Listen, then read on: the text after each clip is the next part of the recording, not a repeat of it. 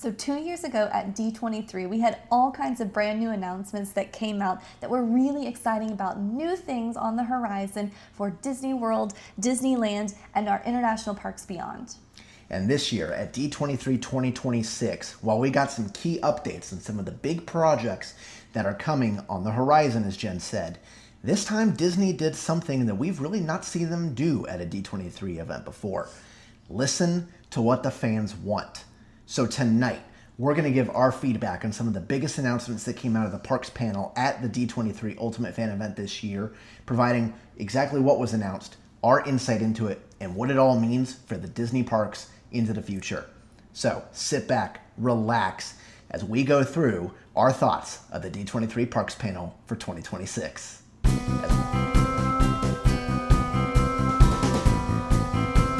Zach, before we really dive deeply into anything that actually came out as an announcement at the Parks panel, can we just first take a second to appreciate the way that D23 was done? If you watch D23, it was set up very similar to a beloved attraction, at least in our home, Carousel of Progress.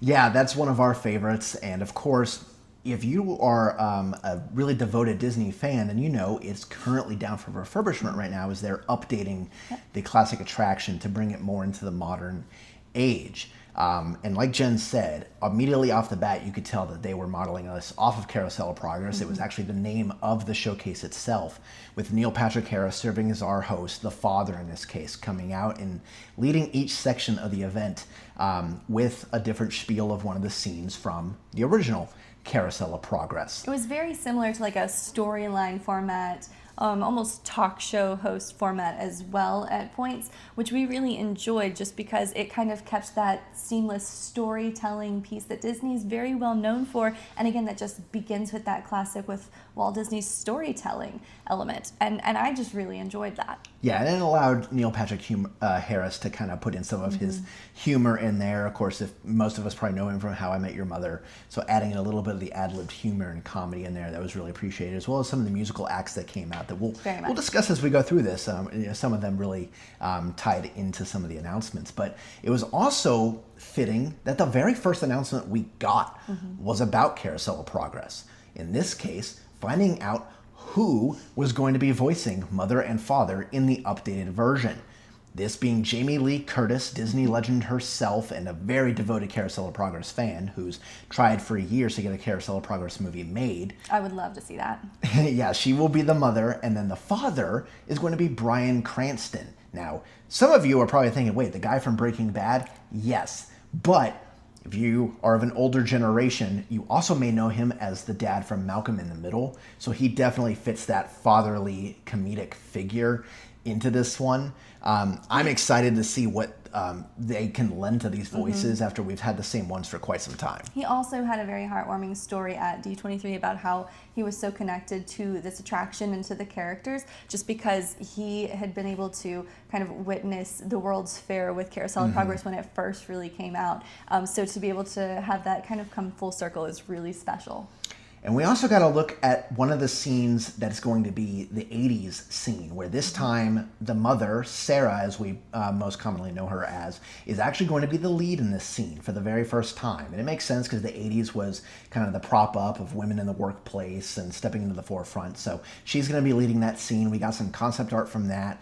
Also at the Imagineering booth, some of the costumes were revealed for the 60s scene and the very far distant future scene too. So we're getting some pieces about this. And the good thing is, it's all going to open late spring of 2027 for us. So we're really excited for that. All right, well, so that was the big first announcement, kind of a teaser into the show. And like Jen said, they followed kind of the Carousel of Progress, where you got 4 chapters. And the first one we're going to go start with is Legacy, talking about some of the classic current attractions that Disney has that might be receiving some key influential updates. So kicking things off in the Legacy section, they had an Imagineer and a former NASA astronaut actually come out and talk about Space Mountain. Now, if you watched our D23 predictions video, you knew something was probably coming about Space Mountain, which we'll touch more on in a second. Jen's going to have some opinions on that one. For sure. But The main news that came out of this was, one, talking about the new Tokyo version, Space Mountain Earthrise. It's going to be unlike any other Space Mountain we've ever seen in the world. But the first announcement that really catered to the fans, those fans of Disneyland Paris, are receiving the original Space Mountain that they had when the park first opened. From the Earth to the Moon. De la Terre à la Lune is what it's called in French. It is the original version. It's based off the Jules Verne novel of the same name. It's going to bring back the original soundtrack, and they also are going to restore the cannon shot launch on that ride too. So Disneyland Paris didn't really get anything in terms of a new announcement for any new rides, which is on the disappointing side for that park, I know. But they're at least getting back one of the most beloved attractions and what arguably people believe is the best version of Space Mountain that there is in the world. Now, I will say, we had already mentioned that there had been talks of changes to the Space Mountain at Walt Disney World, changes with the tracks, changes to the actual interior structure itself to comply more with some of those safety guidelines, those updated safety guidelines. Yeah. We didn't get any announcements about Walt Disney World changes to Space Mountain, which, I'll be honest, I'm perfectly fine with. I was really happy that they didn't mention Walt Disney World in this section. And I'm a little genuinely shocked because there's been so much permits going on around Space Mountain. There's been so much rumor and conjecture going about Space Mountain before this event happened that I was anticipating them announcing something about the Florida version, being that it is the original. Now, but what that says to me is that they're probably planning on doing some kind of change, just maybe not a big change that's worthy of a D23 announcement. Maybe just like a retrack. Yeah, it might be more what happened with Big Thunder Mountain previously at Walt Disney World, where it gets a retrack, some update, fresh looks on the scenes, which would be appreciated. I'm all over that. In our predictions video, I thought they were going to make wholesale changes. I didn't necessarily want that. I just thought that's what was going to happen. I know Jen is definitely on the happy side, knowing that it's not going to happen entirely. But at least not yet. Yeah, not yet. We'll see what the future comes. I know this week post D23, we got to keep an eye on a Parks blog because they always drop a nugget or two about something that didn't happen at D23 that we got to pay attention to. But there was one spaceship that did get a little bit news of an update coming to Walt Disney World. And this was a turn that we predicted would happen, but I wasn't 100% sure it was going to. And that, of course, is my beloved Spaceship Earth. Yes, this is the same shirt I wore in our predictions video. I had to bring it back to talk in the recap now because I am thrilled that this is finally getting the update 20 years after the previous update. No firm details came out about this one, but it's going to happen, and that's the big thing. And I think this is really key because it's really important we keep this particular ride fresh and up to date, as close as possible to some of the newer technologies, especially since, while it's not all about technology anymore, it does include a lot of technological components and aspects, that it stays relevant for everyone. So I'm really excited to see the changes that they're going to do with it. They're still going to keep it very traditional Epcot, but they're going with this vibe about connection and about human connection across time, which I think is something, as a teacher, just something really important because I see the kids on their phones all the time. So that bit of human connection and how that changes and alters over time, and the predictions about what connection means and kind of how that shapes the world around us, I think will be really cool to get to see on Spaceship Earth. And we'll have more time to talk about exactly what could come of this as we get more plans. But I'll say this. Please keep Rome Burning smell, because that's my favorite smell in all of Disney World. And please do not touch the mural outside of Spaceship Earth. It is my phone lock screen. It's one of my favorite paintings in all the world. And yes, it just happens that it is at Disney. Please don't touch those. Anything else, we'll discuss. We'll figure out what you're going to do inside. But please at least leave those two things for me. Now, I would say if they keep that Rome scene, not just necessarily Rome Burning, but the Rome scene where they used to have the Roman rider and the ghost horse. The ghost I would love to see horse, that yes. come back in as part of that connection, right? Because you still have that human connection aspect to it where you're trying to communicate in other ways. I would love to see that come back. Side note. Every time we pass that, we can still see Yes. the projected Ghost Rider going through the Roman town. Even though it's not actually there, it's ingrained in our memory. And so you may also remember that this is the second time that an announcement for an update of Spaceship Earth has happened this decade. It previously happened in 2019, and then COVID happened and cut that project off. We'll see if they keep the same storyline they were going to do there. Doesn't seem like they are, and I hope they don't, but we'll get more updates on this as time passes. Then, finishing out the segment of Legacy, there was one other update that this was one of the true curveballs of the night, a big surprise. Thomas Maslam, the new chairman of the Parks and Experiences component of the Walt Disney Company, actually came out and made this announcement himself, leading with a big roar and a swoop of the arm. And if you don't know what I'm talking about, tell him, Jen. That's Disco Yeti. Disco Yeti will be no more. They're getting ready to revamp the Yeti so that he can start moving again as you're coming in at the end of Expedition Everest. He's coming around to swoop and try and grab you just like he did when he first opened. So there will be an extensive period of time that this ride will have to be shut down because the reason that he doesn't currently move, that he's stuck in B mode, is due to some structural issues with when he moves. So they're going to have to go back and rework all of that to make sure that that doesn't happen again. But they're committed to trying to bring back the swiping Yeti. And we love our Disco Yeti, but he will be no more. He will swipe again. Yeah, they had a performance by Gloria Gaynor, one of the legends of disco, to close out the Disco Yeti chapter. That was awesome. And if you don't know what we mean, it's because he has a strobe light on him, and it looks like he's disco It dancing. really does. He's in the going mountain. Like this. But this is an announcement that Disney fans have been waiting for a decade plus.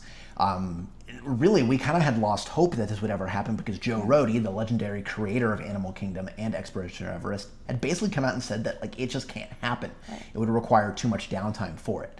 But with the Tropical Americas coming, and we'll touch more on that in a few moments, I think once that land opens up, they finally have reason to say, okay, let's take down Everest, build it back up, get the Yeti turned back on into the mode and one of the biggest animatronics we've ever made.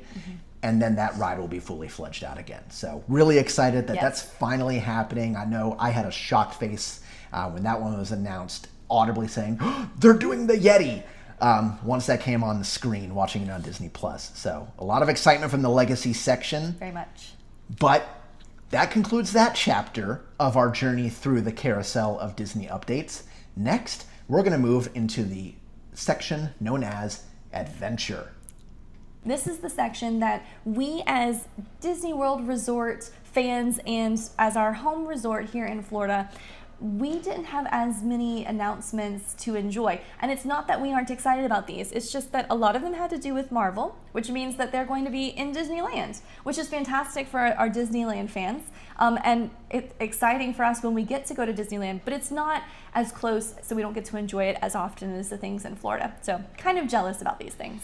Yeah, and of course you may know about the deal that keeps anything Marvel for Disney west of the Mississippi River. On the east side here on the East Coast, we are resorted down to just Guardians of the Galaxy, which we enjoy that ride. Yes, so we're thankful we very at much. least have that. But at California Adventure, they're going to be getting 2 brand new Marvel rides, Infinity Defense and Stark Flight Lab. It's going to feature some of the actors from the Marvel Cinematic Universe, such as Chris Hemsworth, Jeremy Renner, Robert Downey Jr., and Brie Larson.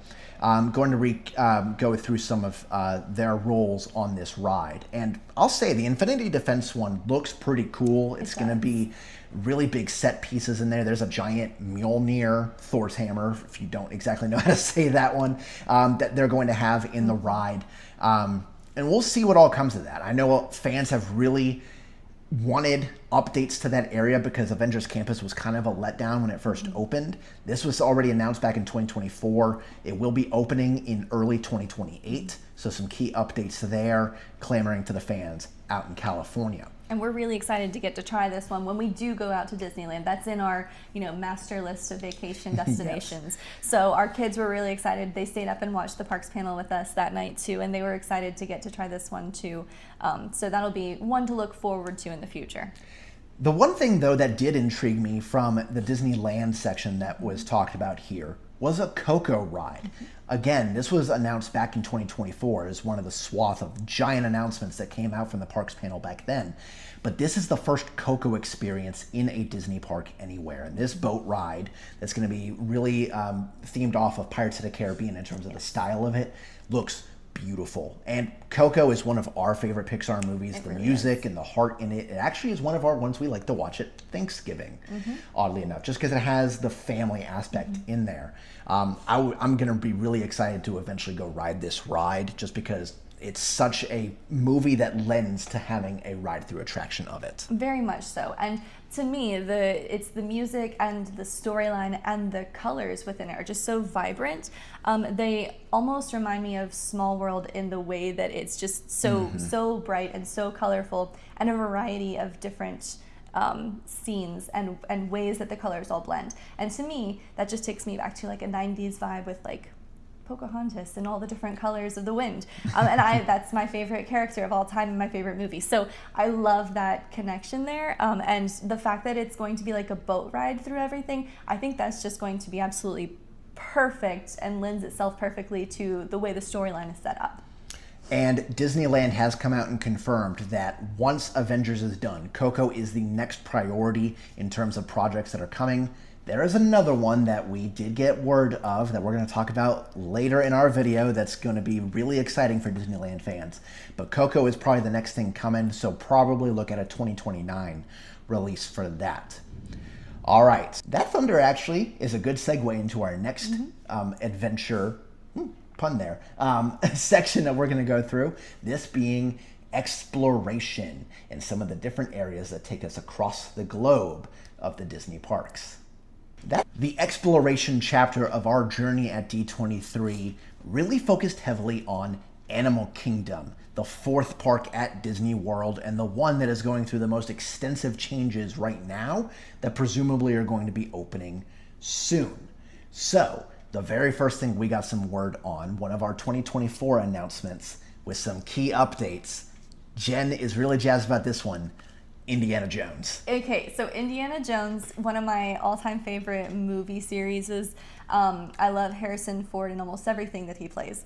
But just the fact that we have our own Indiana Jones ride. So quick backstory. When I went to Disneyland for the first time as a kid, my all-time favorite ride in Disneyland was the Indiana Jones ride. And ever since then, I have been a huge fan of all things Indy. So getting this announcement that we were going to have an Indiana Jones ride, while bittersweet because I do very much love Dinosaur and still miss it deeply, very, very excited to get to ride our own version of Indiana Jones. Now, this is not an exact duplicate of what's in California, which I would have been okay with because, again, I love that ride. But I love that they're doing something different with this ride. They're taking their own storyline. It's not an exact duplicate of the ride. It's not from one of the movies that's already been made. This is an entirely brand new storyline surrounding Mayan culture. They've taken true historical artifacts to use as their design features. They've taken traditional culture from the Mayans and blended it seamlessly into this storyline. And again, as a history teacher, Mayan culture was one of my all-time favorite things early on to study and learn about. So I am super geeked out about this. Yes, so this one will officially be known as Indiana Jones and the Myth of the Jade Serpent. So, of course, you know Indiana Jones has a gigantic fear of snakes, and that's going to come in play here because there's going to be a gigantic jade serpent at the end of this ride known as Sukan, who is like the guardian of the underworld in Mayan mythology. So it really ties in well into the Indiana Jones lore.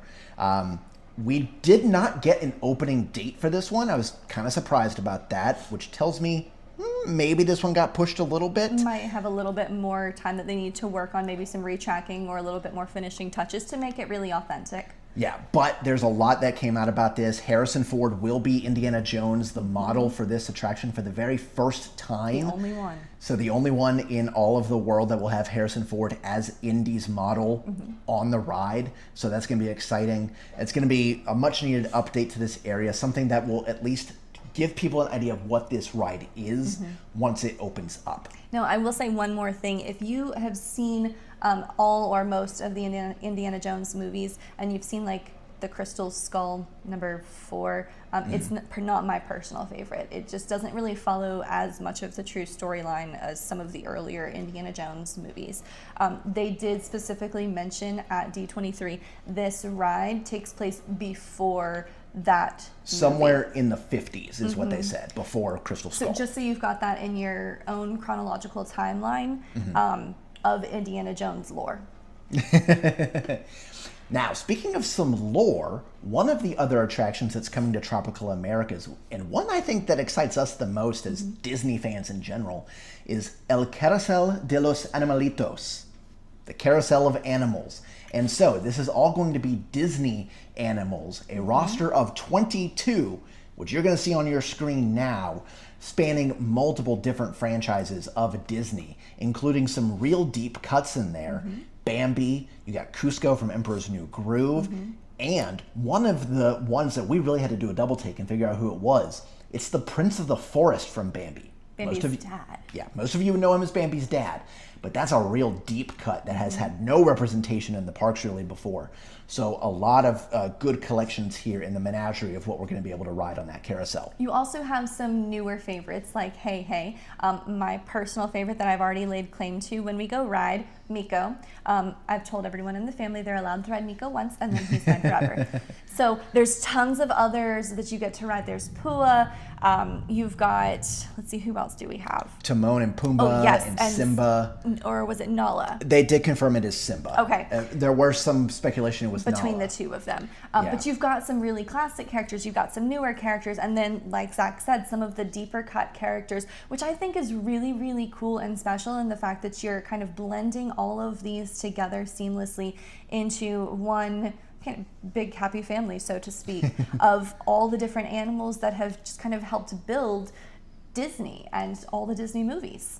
Yeah, I know. I was already texting with my grandmother after we figured out one of them. Yes. Her favorite character is Eeyore, and there's going to be an Eeyore vehicle on this. So I've told her, we got to get you down there once this opens, even if it's your last Disney trip, just so you can get a ride on Eeyore. I think that would be perfect for her. And so we'll see once these all come out, what they all look like. We've seen some more art of them that we'll be showing you now. I'm excited to see when this one comes up. Projectedly 2027, there was no firm update, but I think this one will definitely be opening sometime next year based on the construction progress we've gotten for it so far. Now, for the main attraction that's going to be in the Tropical Americas area, Encanto. We officially know this is going to be known as Antonio's Fiesta de Encanto, and it's going to be a ride through of the day that Antonio from Encanto got his gift to be able to communicate with animals. And we only got a little bit more concept art for this, as well as a tease of some of the animatronics and the ride vehicles that are going to be in this. So we're going to be riding in the furniture, which is really cool because Casita is alive. Not a whole lot in terms of anything else on this one, but that concept art looks really good for this one. It really does. And there's tons of other, because you're going into like a jungle, there's tons of other animatronics. They showed us a few of them. They're larger than life. They look so much more realistic than some of the other animals we've even seen in the most recent attractions that have had redos, at least to me, via screen. I'm sure in person they're even more outstanding. But they said, I don't remember the exact number. There was like 50 animatronic animals somewhere in this ride. That you would be in this ride. That is a ton of different animatronic animals to me, because you're having so many different movements. It's not like humans where you have the same basic structure and similar at least movements.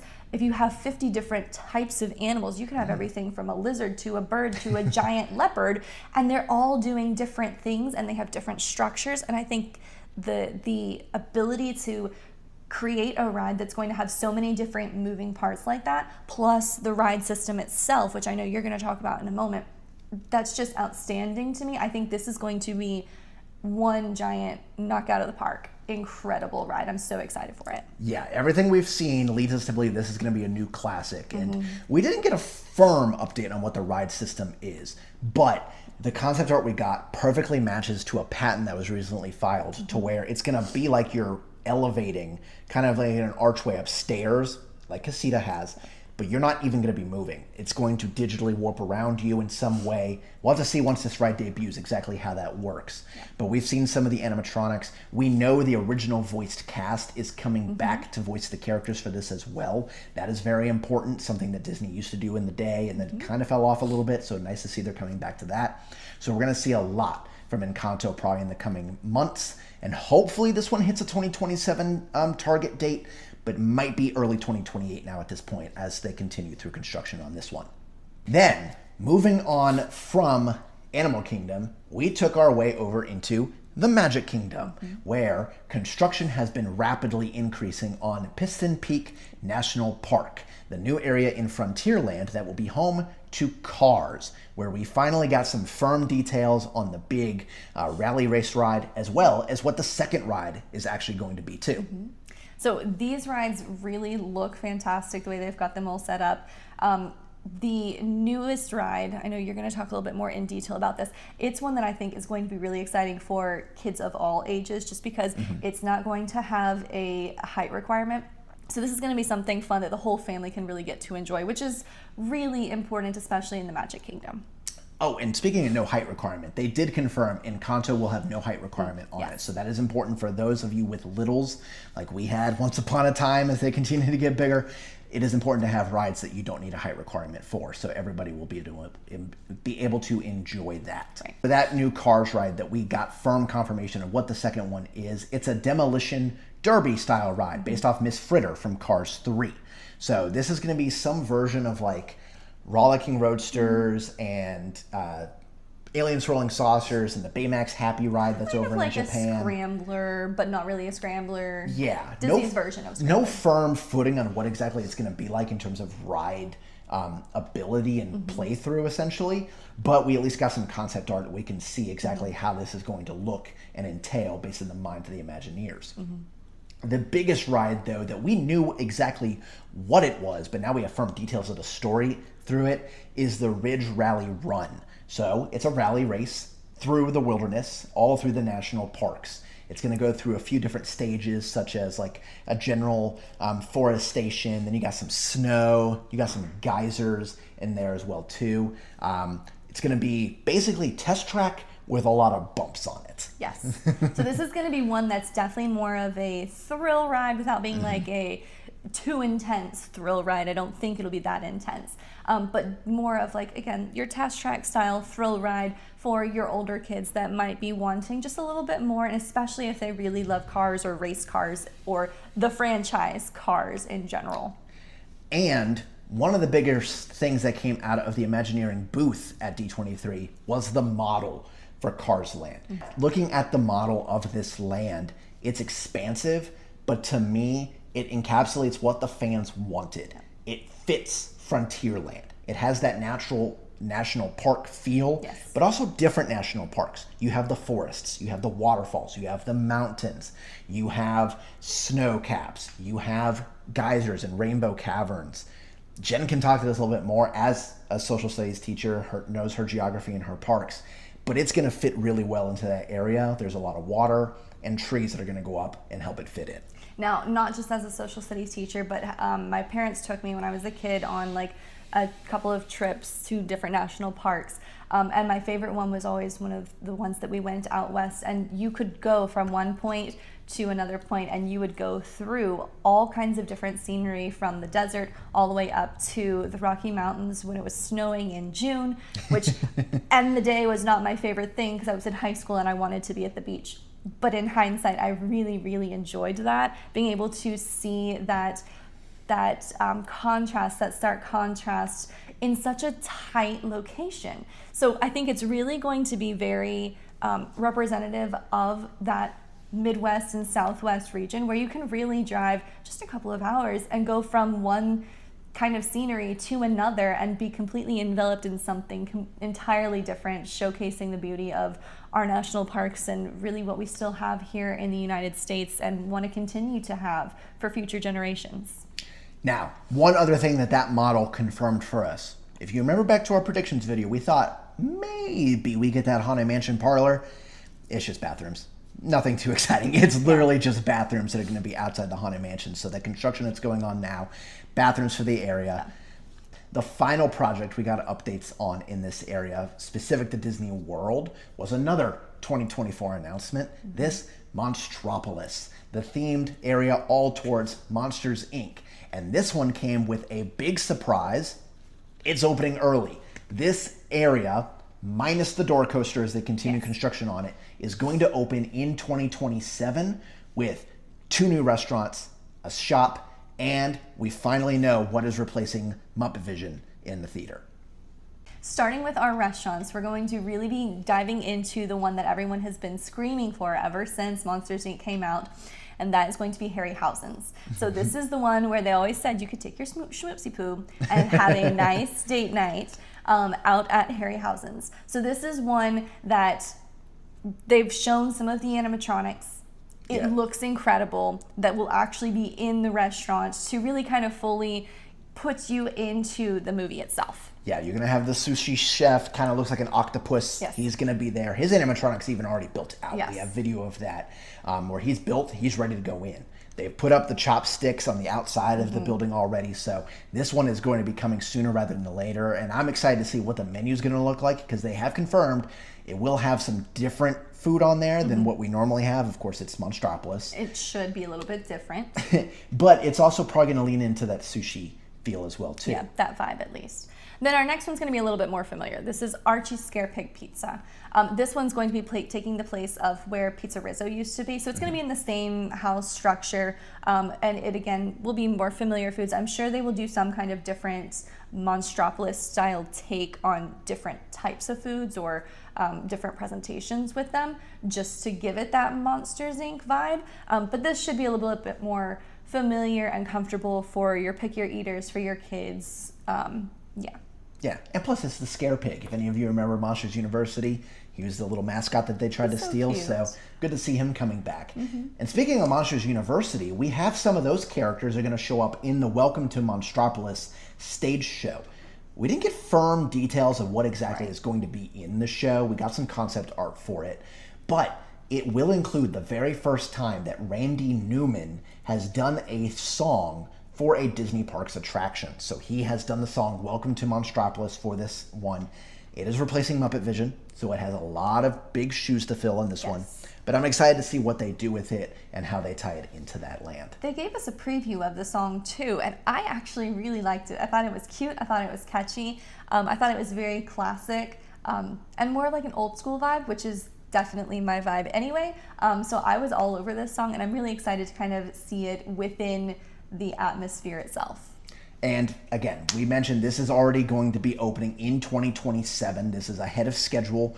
We presumed maybe 2028. So good to see that they're making good progress on this, and we'll see what else comes of the door coaster as it makes more progress into next year and probably a 2028 opening for that. Now the Scareporium will also open early with everything else. That'll be like kind of that giant location where they used to have shops. You'll be able to go shopping in Monstropolis. I'm not really sure exactly what you'll be able to find in there. I'm sure there's going to be all kinds of different Monsters, Inc. and Monsters University gear, maybe even some of the different sorority and fraternity groups. I was just thinking that. We got to have some merch for OK and Hiss and Jocks and all those ones. We got to see some of that merch come out. And maybe even some more of the other universities that are rivals with Monsters University. I think it was Fear Tech or Scare Tech. Yeah, one of those, one of those two. But definitely, I'm sure there's going to be then specific just Monstropolis merch that you can probably get, like almost like tourist attraction of,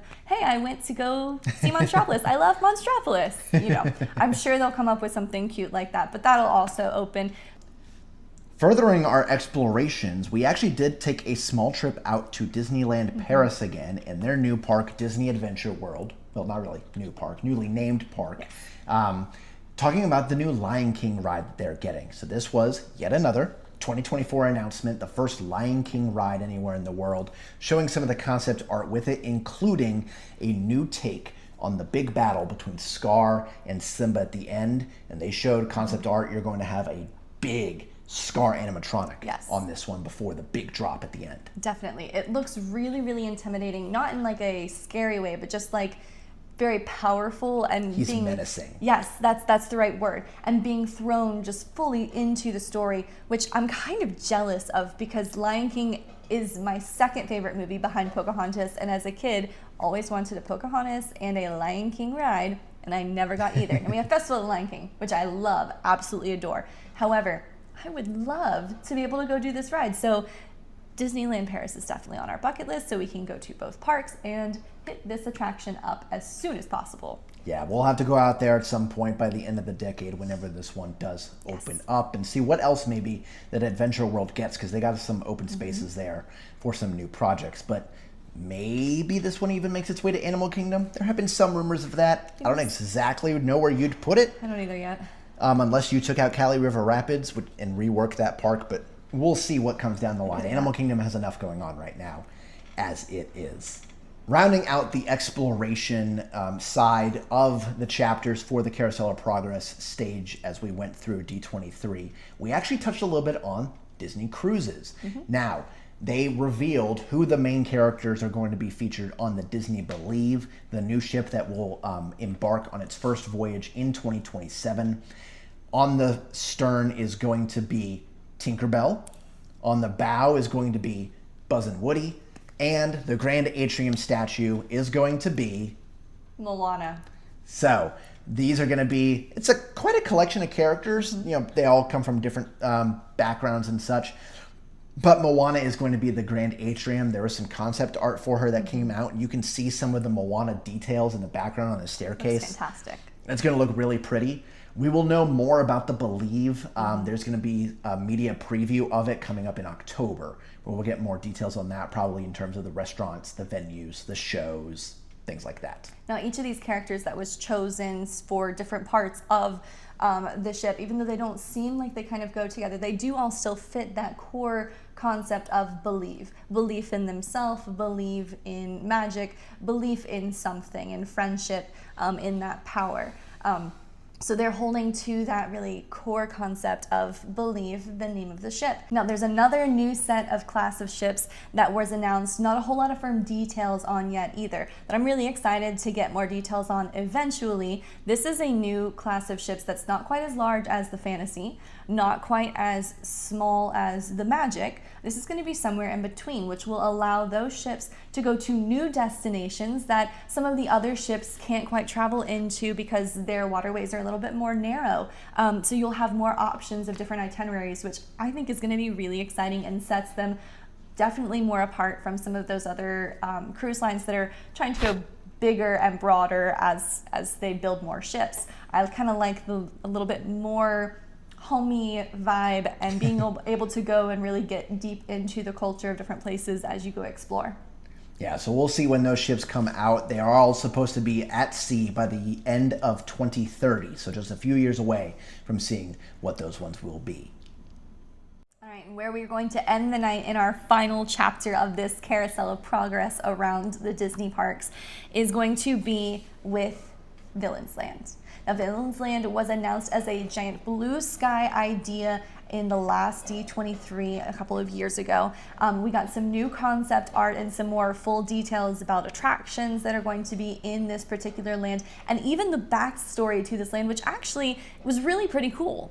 Yes, so essentially the story is a villain makes a dark wish into the wishing well. The magic wishing well. Yeah, they basically did, what if a villain put a wish into the wishing well, and then it has some dark magic, and then all the villains are coming to try and harness that dark magic. They tease that we're going to see layers for Facilier, the Evil Queen, and Cruella. And those big attractions, we got the official synopsis, essentially, for those. Yes. The first one, the main attraction being the Maleficent roller coaster. They did confirm it will be Maleficent. The rumors of the Yzma, Kronk, Pull That Lever coaster aren't happening. I didn't think they were going to be happening. I thought that was all just rumor and speculation. They're leaning in to the pure villainy and darkness of Maleficent on this one. And they said they're going to do things on a roller coaster that they have never done on a Disney roller coaster before. So we'll see exactly what comes of that. Right. I'm thinking they're probably going to go study Velocicoaster and Stardust Racers over at Universal, take some elements of those and the thrill and bring that into a Disney park. Now, I really love the way that they had some of this concept art for this particular attraction too, because it really leans into that mistress of evil being the most evil of all villains next to Chernabog. That's my only piece there. But I love that you're going to be able to see her full lair in great detail, like you would just into the movie. You've got the mountains going up just to give it that more menacing look and that menacing feel. I don't think they're going to make it scary. Almost more just the spooky vibes, a little darker maybe than not so scary, almost reminiscent of in Epic Universe, Dark Universe. of Dark Universe, but not scary, because keep in mind this is going in Magic Kingdom and you don't want to terrify, your 3-year-olds who want to come into the park and their parents want to explore. That would just scar them for life. So I'm sure there's going to be some safety nets into this, maybe some warnings for some of the scarier parts. But I do think that this is going to lean more heavily into that mistress of evil and darkness. And I think that's going to be like a really, really cool effect and a very unique version of a ride, because we typically get, the really happy-go-lucky princess rides, and those are fun and I love them. That's what I enjoy. I think this will be a nice stark contrast. Yes, and speaking of contrasts, we're going to have a Maleficent coaster that takes us high into the mountains in the thorns. Then the second ride is a dark ride. No firm confirmation that it is a boat ride, although it looks like a boat. There has been no firm confirmation that it is a boat ride, in fact.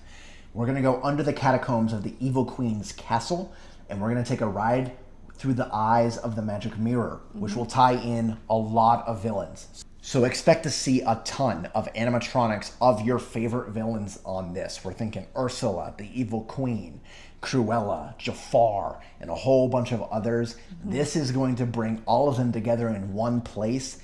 And as exciting as a Maleficent coaster is, ooh, got the thunder for the villains in the background there. This dark ride is going to be, I think, the main draw for people to see all of them in one place. Now, I'm on the boat that, ironically enough, I think it is going to actually be a boat ride, not only just from the way that the concept art looks, but if you think back to the original movie with Snow White, when you go into the catacombs, the Evil Queen, when she has changed her form into the old lady, she escapes out through the dungeon by way of boat. The catacombs are almost like a river It's like a river dungeon prison thing. So she's going out through the boat, and it would make sense to me within that location. I know you're going through, with the magic mirror's eyes, but since you've already got that river base in the movie, that you would just carry that over into the attraction itself. And I think that would be really cool and a classic piece to connect this ride. And you may have just seen our dog in there as he's coming to say hi in the video too. There he is. Hi, bud. So yeah, we'll see what else comes of this. We know the attractions, nothing else in terms of the shops or entertainment that's coming into this area. But the biggest piece of news we probably got for this is that it is in fact just going to be known as Villains Land. They said sometimes the obvious choice is the right choice. They are going to keep it as Villains Land, keep it in terms of how most of the other areas at Magic Kingdom all have the name land in them too. Just keep it the classic. Keep it the classic, tie it with it. I was thinking maybe they would go something like Dark Fantasy Land would make sense, but just calling it Villains Land is probably just going to be what most people call it anyways, so they're going to lean into that for this new area. And we're excited to see what comes of this. Probably still way far out, thinking 2030, 2031, for maybe the 60th anniversary of Walt Disney World when this opens up. Excited too, just to see some of the other characters that they're going to include. I know I was disappointed a couple years ago when Dr. Facilier was not included, because to me he's up there in the more menacing category of your villains and the more powerful category of your villains, and he was noticeably missing. But he's definitely in this, and it looks like they have changed up and included a few more of those classic villains as well. So I'm really excited to see how that all evolves and connects over time. Yeah, we'll see what all comes of it. We're excited to follow some of the construction and the developments that come of Villains Land. Well, continuing on into the realm of possibilities. Villains was actually the end of our show, like Jen said, or so we thought.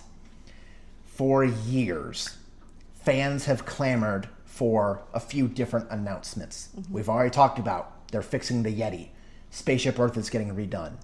De la Terre à la Lune is coming back at Paris. But for Disneyland fans, there is no announcement that could have been made this past weekend bigger than the fact that they are going to revisit and update Tomorrowland at Disneyland. Obviously, with Anaheim being the host of D23, once Thomas Maslum turned around and said that we're going to start working on Tomorrowland, that place went crazy, and you could even tell on the stream at home at Disney+. Definitely. It was very invisible. Even if you weren't in the arena, you could just feel the vibe from through the camera. You could hear it, you could see it, the joy in everyone's face that was there witnessing it, and just the excitement that was kind of bubbling up and the energy that brought. And they've teased that there's going to be new attractions, open spaces, and just that area of possibility, harkening back to the original ideas that Walt Disney had for Tomorrowland back in the 50s as Disneyland was being built, but bringing it into the modern age. So we don't know what exactly that means for some of the current rides that are there, like Buzz Lightyear, Finding Nemo, Star Tours, etc. But of course, if Disneyland's going to have anything that would make even just getting Tomorrowland touched better, they have to get their People Mover back. Absolutely. This is one piece that I think everyone would just be so excited to be able to have the classic People Mover attraction back in Disneyland. That would just kind of, I don't know how to explain it, just feels right to have that back. Yeah, they ripped it out so many years ago and people have clamored for it to return. I think it's time that it does. Yes. And I wouldn't be surprised if maybe that's a 2028 D23 announcement that's coming back. And Disneyland has confirmed that they are pushing Avatar at DCA back on the timeline for this. This is next priority after Avengers and Coco. They're going to do Tomorrowland. They know that's what the fans want. They're going to start working on this sooner rather than later to get this up to what they want in terms of the standard of a really good Tomorrowland. Yeah, for sure. And then we thought the night was over. Yeah, Thomas Maslum said as such, that that's our show. But then the pianos played. Almost sounded like Phantom of the Opera. It kind of did. For a second there. And lo and behold, opened the doors to a mysterious figure which gave us representations of the Great Movie Ride, actually. To be able to have this particular scene that was so representative of the Great Movie Ride, I just got so giddy and so excited, and everything was moving through my mind at the same time. I couldn't think fast enough to keep up with what are all the possibilities of what they're about to do and say now. Yes, so the words coming out, halt, unbeliever. As we figure out it's Neil Patrick Harris, the host of tonight's festivities, talking to Thomas Maslum, saying that he made him a promise that if he hosted the show, he would restore his favorite animatronic to his former glory. And of course, I got all excited knowing it's Figment. They are, as I proclaimed they needed to do in our predictions video, they are finally updating Figment. And they're bringing back his friend, the Dreamfinder, which they confirmed as Neil Patrick Harris came out dressed as Dreamfinder, holding Figment in his arm as the old meet and greet used to do. So we are finally getting the Figment attraction that we have been asking for ever since the D23 event started back in 2009. Every year, it seems the rumor is, Figment's coming. Figment's coming. And finally it is. I even called this in our predictions video. Yes. Jen called Spaceship Earth. I called Figment because Neil Patrick Harris is such a big Epcot fan and specifically a Figment fan. I even would not be surprised if Neil Patrick Harris ends up being the Dreamfinder in the new ride. He was a very convincing Dreamfinder at D23. And he was already the narrator for the How Not to Draw Figment cartoon short that was on Disney Plus earlier this year. He loves this character. I think it would be in good hands with him there. He would definitely do it justice. And Disney has since confirmed it's going to be a full reimagining of the Imagination Pavilion. So none of what's there currently is going to stay. It's going to be a completely new adventure with Dreamfinder and Figment back where they belong together at Epcot.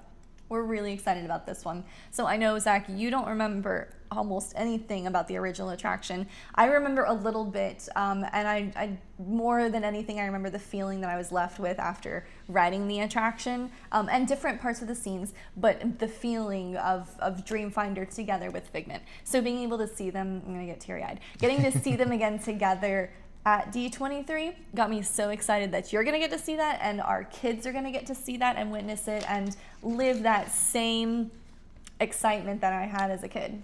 Yes, I have very vague memories of the Dreamfinder's Dreammobile and Figment behind like an orange cloud. Very vague memories of that. But I'm so excited to finally see this character where he belongs. And if you need any judgment of my excitement, you can look how big I wrote Figment on my notes there.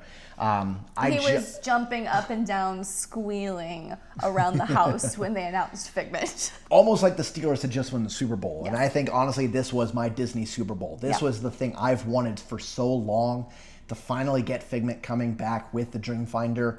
I got to find something new to clamor on to about, like, okay, this is time for that. And I don't think the Great Movie Ride's coming back, so it probably won't be that. But I'll figure out something else to bug Disney about, and all my other Disney friends like, yeah, but they need to bring this back, or yeah, but they need to update this. But I can rest assured that Figment's coming with the Dreamfinder. No firm knowledge of what's going to be happening with this. It was an announcement purely at the end. No update on timeline, concept, anything. That's probably going to be one of the main focuses of D23 in 2028, is what exactly are they going to be doing. But I'm pretty sure Spaceship Earth and Figment, or I guess I should have done Spaceship Earth and Figment, are going to probably both be done and ready by the 50th anniversary of Epcot in 2032. And we had mentioned this when we made those two predictions specifically, because we knew that Epcot is going to be celebrating a big milestone here soon. And typically, when you're getting ready for a big milestone, Disney likes to go back and update, make things fresh, and really pull the interest in. So it makes logical sense that they're really going to be focusing on these areas. Yeah, and frankly, the 50th anniversary of Walt Disney World as a whole was a little bit of a letdown. Epcot was the central idea behind Walt Disney World existing. You cannot botch the 50th anniversary of Epcot. This needs to go all out. You're updating the two most iconic pieces of that park. There's a few more bits of work that need to be done. Right. Looking at you, Wonders of Life. We'll come back to that another time. Maybe that's my new thing to attach myself to. That could be it. But we'll see where Epcot stands at this point, but it's good to know that they're going to focus on the two main attractions of that park as we continue on the horizon of the possibilities at the Disney parks. So that's everything that we learned, all the exciting news coming out of D23 this past weekend, all the new things on the horizon, lots of new adventures getting ready for Disney. Yeah, there was plenty to be excited about. Updates from some of the big announcements in 2024. And in my opinion, I know not everyone has seemingly agreed with this in some of the talk that's gone on so far, but this year was even better with some of the fan-centered announcements that are coming, such as Figment, the Yeti, and Disneyland's Tomorrowland. So clearly Disney has been listening to what the fans want, and we're entering into a new chapter of the parks and what is to come into the future. Thank you, Disney, for listening to your fans from all around the world with those announcements. You don't know how much we appreciate and needed those announcements this weekend. So thank you for keeping that core Disney element, that magic, and bringing it to life for us again. Of course, there were some things maybe we didn't hear about. But if you want to see that, you're going to have to like this video and subscribe to our channel, because we will be releasing a video talking about some of the things we didn't hear about that maybe come back around in 2028. Who knows? It's just one great big beautiful tomorrow away. Well, in this case, a lot of tomorrows until 2028, but you get the picture. Well, that's going to do it for us tonight around our trip throughout the Carousel of Progress. We really hope you enjoyed our show tonight and that you'll join us again in the future to see what our thoughts are on all those things that weren't announced, as well as some other things that we have been taking a break from series of, and we'll be getting back to those as well, like our cruise series. So for Zach, I'm Jen. We're the Disney Pros, and we hope to see you again soon. Bye. Bye.